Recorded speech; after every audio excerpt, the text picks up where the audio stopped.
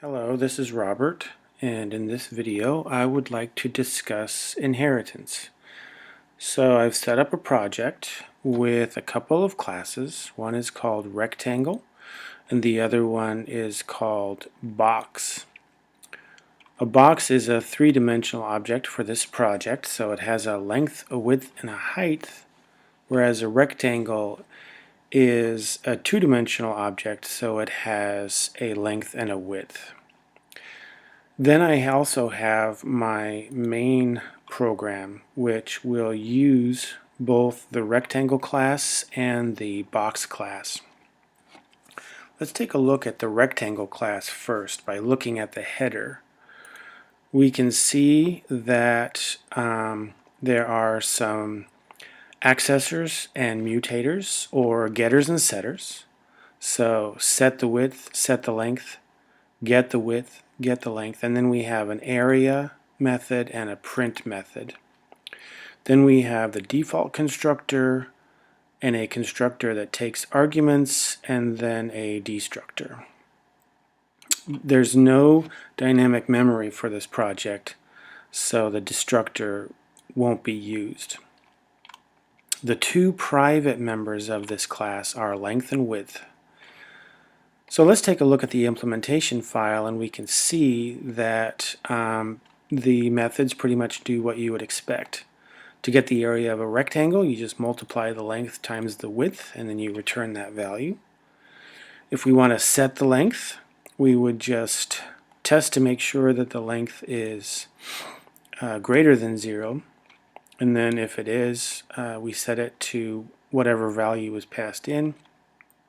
Otherwise, the length is going to be set to 0. Okay, and then set width. Width is set to whatever W is, and so that's passed in as an argument. Okay, and then we have our getters. So it's a pretty standard class implementation. If we take a look at box, by clicking on the box header, we can see that the class box inherits from the class rectangle. And so we have public here, which is public inheritance. So everything that is public in rectangle will be public if we derive a class from box. Everything that is protected from rectangle will be protected if we derive a class from box, and everything that's private will be private if we derive a class from box. If we change this to private, then everything in rectangle is still the way it was, but if we derive a class from box, then everything that was public in rectangle will be private. Everything public and protected will be derived as private. Okay, so usually we just put public here so that everything that's public in rectangle will then be derived as public as well. Notice in box we just have get height. And so basically a box is a rectangle with one more dimension. So we've added a height to the items in rectangle, which are length and width.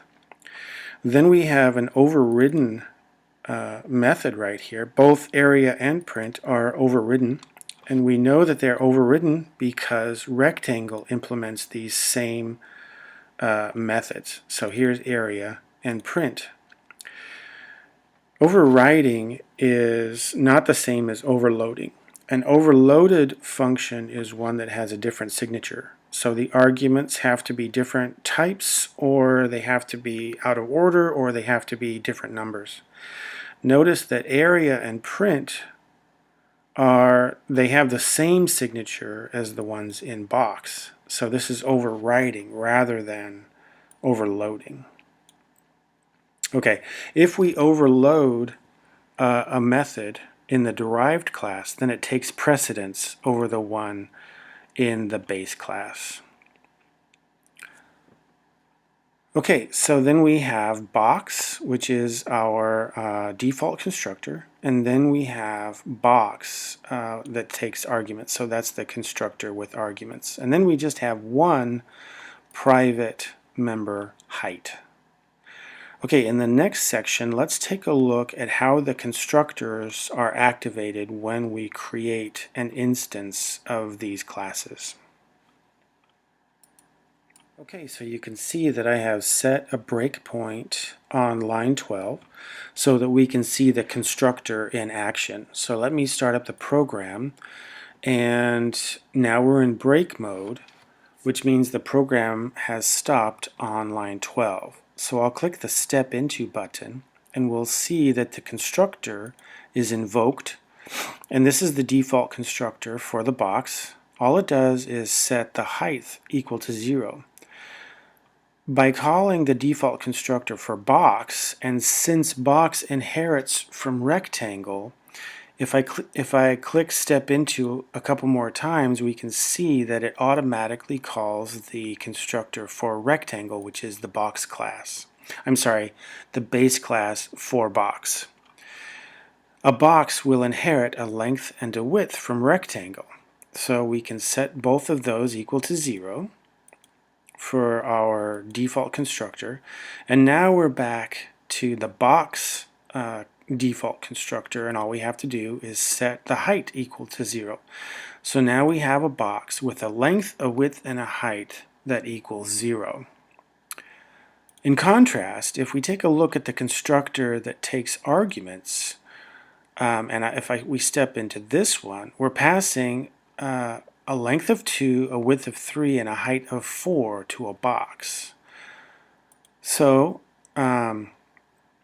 this particular constructor calls the base class constructor explicitly. So here is the regular header for a box that would take 3 arguments, and notice that we have a colon right there, and then we're explicitly calling the rectangle constructor that takes 2 arguments, the length and the width.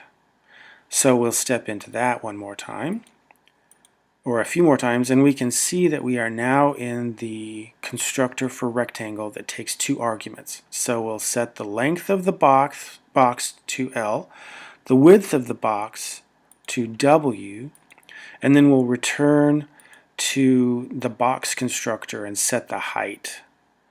So now we have a box that has a value for the length, a value for the width, and a value for the height. Okay, so that is how constructors are called when we have the default constructor or we have a constructor with arguments. The rectangle or base class default constructor will be called automatically, but we have to explicitly call the base class constructor that takes arguments when we call or activate the constructor for the derived class that takes arguments. Now let's take a look at computing the area of a box. And remember, we discussed how area is an overridden method, so it overrides the area method of rectangle. Just because it's overridden, though, doesn't mean we can't make use of the base class version of area. So let's start up the program, and it will hit the breakpoint on 16, and then we'll click Step Into to see how it works. Notice here that we are in the area method for box, but if we would like to call the base class version, we can go ahead and just use rectangle and then the scope resolution operator, and then call whichever method we want. In this case, we're calling the base class version of area. So the area of a rectangle is the length times the width, and then all we have to do is multiply it by the height. Remember that length and width were declared as private for rectangle. So if we switch to the header, we can see that length and width are private. So even though we have inherited the length and the width, so box now has a length and a width, we still can't access it directly because those are private. So you might think to yourself, well, why don't we just say length times width times height? So I'll say return length times width times height. Okay, so that might make more sense, right? But length and width were declared as private, so we can't access those directly. There's another way to specify the permissions of class members, and that is protected. In the main class, we definitely don't want to give access to private or protected items.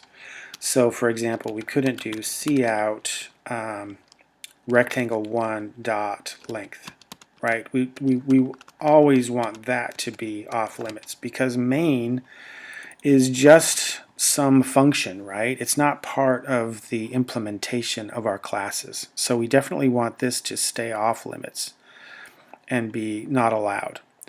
But there might be a time when we want to have direct access inside of our derived class. So we might want to have a time where box can access the base class member's length and width. All we have to do if we want to have this direct access, all we have to do is declare those. Instead of private, we can declare them as protected. So now we have a situation where we can directly access them inside of our derived class, but they're still off limits to any other function that is not part of the implementation. The only way that I could access length here inside of the main function is if I made length and width public. But I definitely don't want to do that because then that limits my ability to update my class if I want to make any changes. Okay, so that is the difference between private and protected.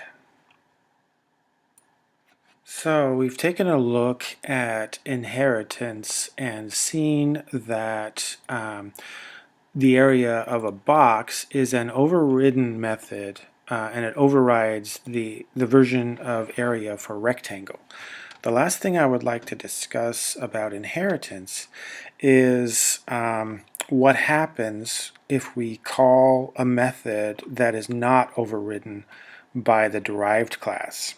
So for example, this method call right here is using a box to call the method getLength, right? And remember that length and width are defined inside of the rectangle. But since box is derived from rectangle, that means that the box can have access to all of the methods that are in the base class, in this case rectangle. So getLength is not overridden by box, which means that when we reach this statement, we'll actually be calling getLength that is defined inside of rectangle. So let's start up the program and we'll reach our breakpoint, and then I'm going to click Step Into, and we'll see that we jumped to the version of getLength that was defined inside of the rectangle class. There is no getLength for box, so it's not overridden. So in that case, we just call getLength from the base class.